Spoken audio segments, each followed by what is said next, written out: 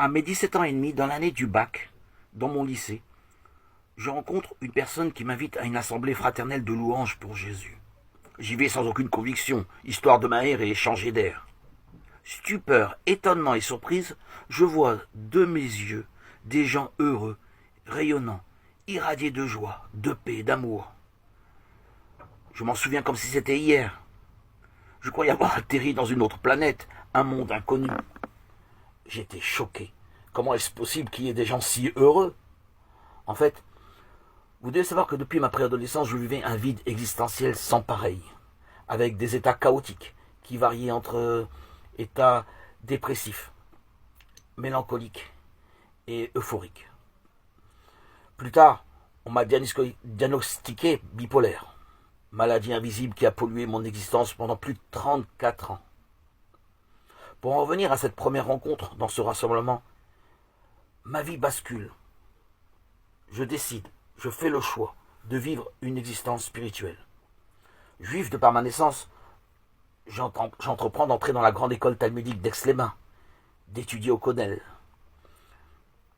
lieu d'études. 2 ans plus tard, j'entreprends d'étudier à l'école talmudique de Mehacharim, le quartier orthodoxe, ultra-orthodoxe au centre de Jérusalem.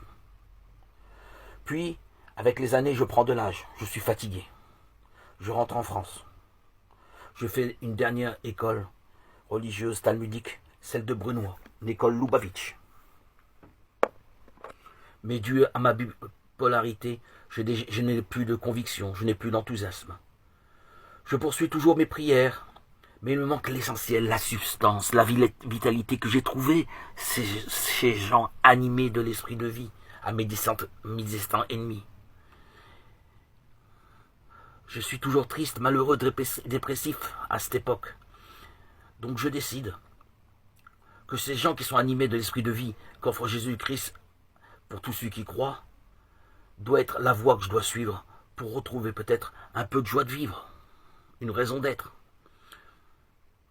Donc j'entreprends secrètement de lire l'Évangile et je maintiens dans le secret de mon cœur mon amour pour Jésus, pour la parole.